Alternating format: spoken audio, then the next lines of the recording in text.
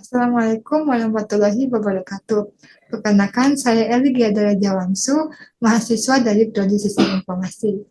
Di kesempatan kali ini, saya akan mempresentasikan tugas ujian akhir semester dari mata kuliah Pendidikan Pancasila dengan judul Ideologi Pancasila sebagai Dasar Negara Hukum Indonesia.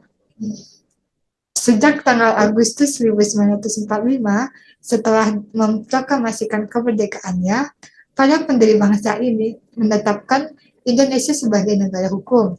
Hal ini tertuang di dalam Undang-Undang Dasar 1945 per amandemen, yaitu pada penjelasan umum yang menyatakan bahwa negara Indonesia ialah negara berdasarkan atas hukum dan tidak berdasarkan kekuasaan. Panca Amandemen Undang-Undang Dasar 1945 dalam pasal 1 ayat 3 juga mengatur bahwa Indonesia adalah negara hukum. Berdasarkan hal tersebut di atas, seumpama mengatakan negara hukum menjamin adanya tertib hukum dalam masyarakat, yang berarti bahwa negara memberikan perlindungan pada masyarakat. Antara hukum dan kekuasaan ada hubungan timbang baik. Hal ini senada dengan pendapat Plato bahwa penyelenggaraan negara yang baik adalah pemerintahan yang didasarkan pada pengaturan hukum yang baik, dan penyelenggara pemerintahan yang didasarkan pada hukum merupakan salah satu alternatif yang baik dalam penyelenggaraan negara. Pembentukan hukum hendaknya mengarah pada hakikat hukum. Artinya, membentukkan undang-undang merupakan salah satu cara untuk memajukan dan melindungi kepentingan tertentu, atau mengutamakan suatu kepentingan di atas yang lain. Akhirnya, konsep negara hukum antara satu negara dengan negara lain tentunya memiliki perbedaan. Hal ini dipengaruhi oleh ideologi, sosial, budaya antara satu negara dengan negara lainnya yang mempunyai perbedaan. Konsep negara hukum barat, baik Kriegsrat maupun Rule of Law, lahir dikarenakan adanya pergulatan sosial yang menentang adanya abolisme yang dilakukan oleh para raja pada waktu itu. Sedangkan negara hukum Indonesia lahir bukan karena adanya penggulatan sosial melawan abolisme sebagai yang terjadi di negara Richard maupun Rule of Law. Baik, selanjutnya ada metode penelitian. Penelitian ini merupakan penelitian hukum doktrinal bersifat berprinsip, membahas mengenai doktrin-doktrin dan asal-asal dalam ilmu hukum. Penelitian ini digunakan untuk melakukan kajian pada substansi dan struktur hukum, menganalisis hukum secara vertikal dan horizontal yang memberikan peta dan arah bagi hukum. Terus ada pendekatan yang digunakan dalam penelitian hukum ini adalah pendekatan perundang-undangan. Bahkan hukum primer yang digunakan dalam penelitian ini meliputi Pancasila dan Undang-Undang Dasar Hukum tahun 1945. Bahan hukum sekunder yang digunakan merupakan buku-buku yang secara substantif relevan dan tema dengan masalah penelitian. Di sini ada pembahasan. Yang pertama adalah pluralisme hukum di Indonesia. Sebagai negara hukum, Indonesia banyak dipengaruhi oleh keragaman suku, agama, adat, dan budaya dan bahasa. Misalnya dari keragaman suku dan budaya melahirkan hukum adat. Dari segi agama, kita kenal dengan hukum Islam, dan juga hukum yang berlaku di Indonesia antara lain hukum Barat. Kita ketahui bersama bahwa yang berlaku di Indonesia antara lain hukum adat, hukum Islam, civil law, dan common law. Dengan berlakunya lebih dari satu hukum di Indonesia, tidak menutup kemungkinan terjadi tumpah tindih dalam pelaksanaannya. Dengan terjadinya tumpah tindih dalam pelaksanaan tersebut, sulit kiranya mewujudkan kepastian hukum.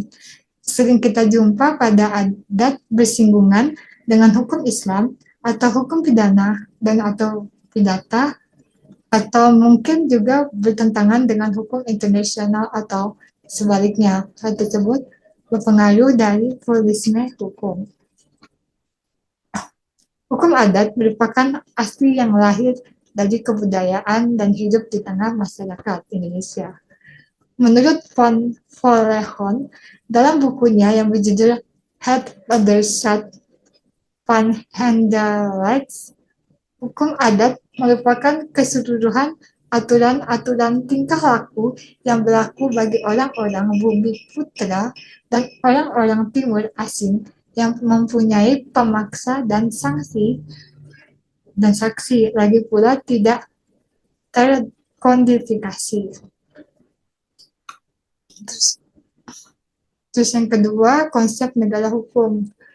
Seperti penjelasan di atas bahwa lahirnya konsep negara hukum antara satu negara dengan negara lainnya tentunya memiliki perbedaan. Hal ini dipengaruhi oleh ideologi sosial budaya antara satu negara dengan negara lainnya yang mempunyai perbedaan. Konsep negara hukum barat, Richard maupun Rule of Law, lahir dikarenakan adanya pergulatan sosial yang menentang adanya abolisme yang dilakukan oleh para raja waktu itu. Sedangkan negara hukum Indonesia lahir bukan karena adanya pergulatan sosial melawan abolisme, sebagaimana yang terjadi di negara Richard maupun Rule of Law. Negara hukum Indonesia lahir dengan semangat yang berbeda, bukan semangat untuk menentang abolisme kala raja, melainkan adanya dorongan dari seluruh elemen bangsa Indonesia untuk merdeka dari penjajahan kolonialisme yang dilakukan oleh Belanda.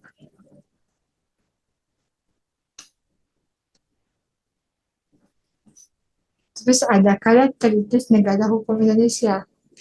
Hukum Pancasila. Negara hukum Pancasila adalah suatu negara hukum yang berciciran atau berdasarkan pada nilai-nilai leluhur serta berlandaskan pada identitas dan karakteristik yang terdapat pada Pancasila. Nilai-nilai yang terjadi menjadi landasan bagi negara hukum Pancasila. Pertama, dalam hal ketuhanan. Negara hukum Pancasila mengakui adanya keberadaan dan kemahakuasaan Tuhan. Hal ini tersebut tertuang dalam pembukaan maupun pasal 29 Undang-Undang Dasar 1945. Dalam pembukaan Undang-Undang Dasar 1945, negara Indonesia mengakui bahwa negara Indonesia lahir karena adanya campur tangan dari kemahakuasaan Tuhan. Perlu diingat bahwa kemerdekaan negara Indonesia didapatkan dari karunia Tuhan Yang Maha Esa, bukan atas pemberian penjajah Belanda atau negara lain. Kemerdekaan Indonesia tidak mungkin terjadi bila Tuhan Maha Esa tidak mengkehendakinya. Baik, di penutupan, perbedaan pengertian negara hukum di Indonesia dengan negara hukum pada negara lain disebabkan oleh perbedaan ideologi, sosial, budaya dengan negara lainnya.